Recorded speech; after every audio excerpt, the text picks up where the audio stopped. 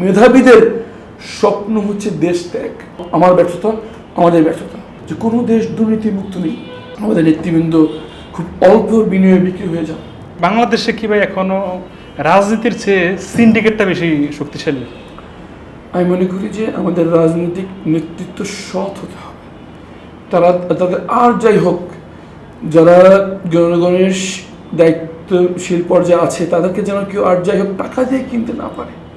যদি এতটুকু আমাদের রাজনীতিবিদদের ভিতরে থাকে, নীতি নির্ধারকদের মধ্যে থাকে, তাহলে যত সিন্ডিকেট যত শক্তিশালী হোক তারা তাদের প্রভাবিত করতে পারবে না। কিন্তু দুর্ভাগ্যজনক সত্য, আমরা আমাদের নেতৃবৃন্দ খুব অল্প বিনিয়োগে বিক্রি হয়ে যান। এখন শুনতে পাই যে বিভিন্ন নেতা বা মন্ত্রী বা অনেক সরকারি কর্মকর্তা তাদের নাকি লিস্ট আছে যে কোন কাজের জন্য কত দিতে হবে।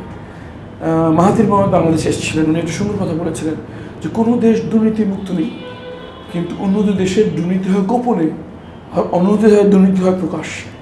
এই প্রকাশ্যের দুর্নীতি বন্ধ করতে হবে, ওভার দ্য টেবিল করাপশন বন্ধ করতে হবে। আন্ডার দ্য টেবিল সারা বিশ্বে হচ্ছে, এটা কোনোদিন বন্ধ হবে না। কিন্তু যখন আমরা ওভার দ্য টেবিল থেকে আন্ডার দ্য টেবিল নিয়ে যেতে পারবো, তো ন্যূনতম একটি পরিবেশ সৃষ্টি হবে। এই সিন্ডিকেট এভাবে জনগণকে লক্ষ লক্ষ কোটি কোটি জনগণকে জিম্মি করতে পারবে না। আমি মনে করি এটি আমাদের রাজনীতিবিদ হিসেবে আমার ব্যর্থতা, আমাদের ব্যর্থতা।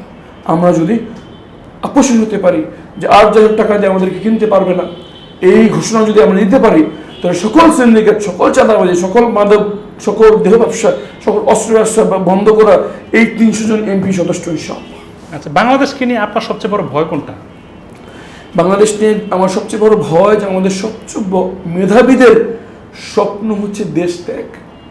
এটি সমীক্ষা দেখা গিয়েছে আমাদের তরুণদের সবচেয়ে বড় অ্যাম্বিশন হচ্ছে স্থায়ীভাবে দেশের বাইরে চলে যাওয়া।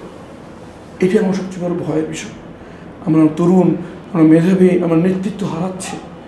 যারা আমরা তখন মনে করবো যে আমরা কোনো একটি সঠিক দিকে আছি যখন আমাদের মেধাবী এবং যোগ্যতা সম্পন্ন এই স্বপ্ন দেখবে যে হ্যাঁ বিদেশ হিসাবে যোগ্যতা অর্জন করার জন্য সারা বিশ্ব দেখে আইডিয়া নিয়ে এসে দেশ গঠন করার জন্য, কিন্তু আমি কখনোই দেশ ছেড়ে চলে যাব না। এটা যখন অর্জন হবে তখন আমি আশ্বস্ত হব। কিন্তু আমি আশঙ্কিত যে আমার সন্তান, আমার প্রতিবেশী যারা যোগ্যতা সম্পন্ন, তাদের একটাই স্বপ্ন স্থায়ীভাবে দেশটা।